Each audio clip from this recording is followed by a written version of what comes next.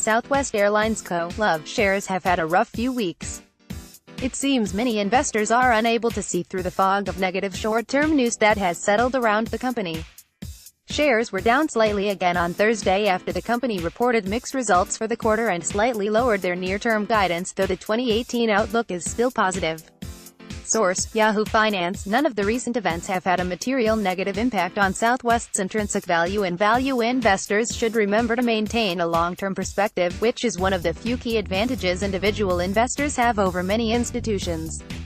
Negative news: there are a couple recent negative factors holding down the price of Southwest's stock.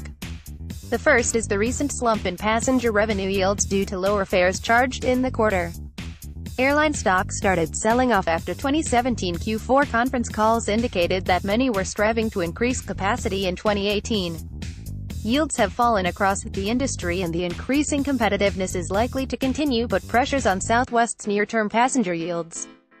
Southwest reported that passenger yields were down 2.8% on the quarter compared to Q1 17, and will likely continue to be pressured in the second quarter. At first glance, this looks a lot more negative than it is. On the Q1 18 earnings call, Southwest management explained that the slight dip in yield is actually more attributable to a suboptimal flight schedule, more early morning and late night flights, due to the company's fleet modernization transition. Southwest expects a reversal of these trends in the back half of FY18 as new aircraft come into service. Some of this dip in yield, mostly a dip in revenue per available seat mile, is also attributable to the other piece of negative news, the explosion of an engine on Southwest Flight 1380 that tragically resulted in the death of one of the passengers on board. The company saw a small negative financial impact during the last week of the quarter, 0.5 to 1 point in RASM, and is projecting to see another small impact in Q2 18. So far though, the company seems to be handling the incident well, and the long-term value of the business shouldn't be impaired. Q1 overview and 2018 outlook. Overall, Southwest had a decent first quarter. Revenues missed slightly, but earnings were strong and the management team is forecasting strong demand for the rest of the year. The company posted strong operating margins and returns on capital for the quarter at 12.5% and 20.8% respectively. Cash flow and return to shareholders were also strong.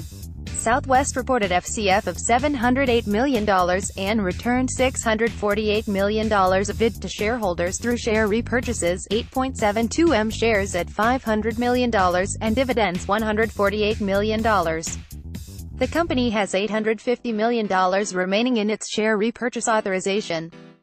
Operationally, the company is excited about its new reservation system, and stands by its forecasts of $200 million per year in additional generated revenue, as it will be able to better manage its fares. Also, the company still looks like it's on track to begin service in Hawaii by the end of the year. Overall, Southwest looks like it is facing some headwinds going into the second quarter, due mostly to some short-term events negatively impacting yield, but should be able to pull around with strong second half of the year performance, aided by new airplane deliveries and the further integration of its new reservation system. Valuation update. Though the valuation is mostly the same as it was when I last wrote about Southwest, the stock has seen some multiple compression and now trades at an even larger discount to its intrinsic value. Multiples. Earnings yield. Southwest Airlines currently trades on a TTM P/E of 9.21 and a forward P/E of 9.51, offering an earnings yield of 10.9% or 10.5%, respectively. Applying an average of Southwest's 3, 5, and 7-year average and median historical P/E ratios to my 2018 EPS estimate of $4.79, analyst consensus is $4.85, results in a discounted value per share of around $66. Source: my own chart, data from SEC filings and Yahoo Finance. Dividend and share buyback yield. Southwest's dividend yield is still pretty small at around 0.88% TTM, but management has been consistently buying back stock with a 3-year average share buyback yield of 4.20%. It's likely that more share repurchases will be authorized and continued into the future given Southwest's strong FCF generation. FCF yield. Southwest currently trades at a TTM price to free cash flow ratio of 19.32, offering a free cash flow yield of around 5.2%. Absolute valuation. I projected out Southwest's financial statements to derive its projected free cash flows for 5 years, and then applied a perpetuity growth rate of 3% to come up with a terminal value. Under relatively conservative projections, I derived a value of around $68 per share with a WACC of 9.4%, indicating that Southwest Airlines is undervalued relative to the value of its future free cash flows. It's important to know though that Southwest's second largest cost, fuel and oil, is extremely volatile, which may make Southwest's future financial performance look a lot different than my projections, or anyone else's for that matter. That being said, I'm confident that my projections represent a close to normalized level of operating performance for Southwest Airlines. Source: my own chart, data from SEC filings, and my own projections. Key assumptions: 5.21% 5-year revenue CAGR, and a 3% terminal growth rate, which is towards the low end of most analyst estimates. Salaries and wages expenses remain high at around 34% of revenue. This high cost is the result of a combination of factors including the unionized nature of Southwest's workforce, and Southwest's employee-friendly culture. Fuel and oil costs increase slightly over the next few years before normalizing at around $2.10 for the terminal year calculation.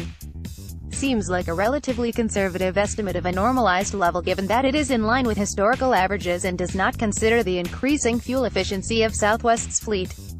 Source: my own chart, data from SEC filings. 2018 capex of $2.05 billion, mid-range of guidance, held around $2 billion for projection period as Southwest expands its fleet. Though this may all seem like growth capex, continuous fleet modernization is becoming a staple of the airline industry, and Southwest will likely continue to invest in upgrades of its fleet to maximize unit economics. CEO Gary C. Kelly also mentioned on the Q1 '18 earnings call that the new tax reform will assist in their growth and modernization efforts. Southwest is able to maintain its loyal customer base and its high level of operational efficiency. Conclusion: value investing works for a few key reasons, a couple of which we see actively playing out today in the market for Southwest's stock. The first is the tendency of the market to be very focused on short-term performance, mostly on the next quarter or the next year.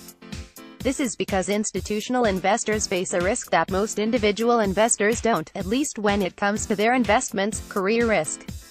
Institutional managers are very concerned with quarterly and yearly performance because even short periods of underperformance compared to the market and to their peers can cause investors to pull their capital, or cause a manager to get fired.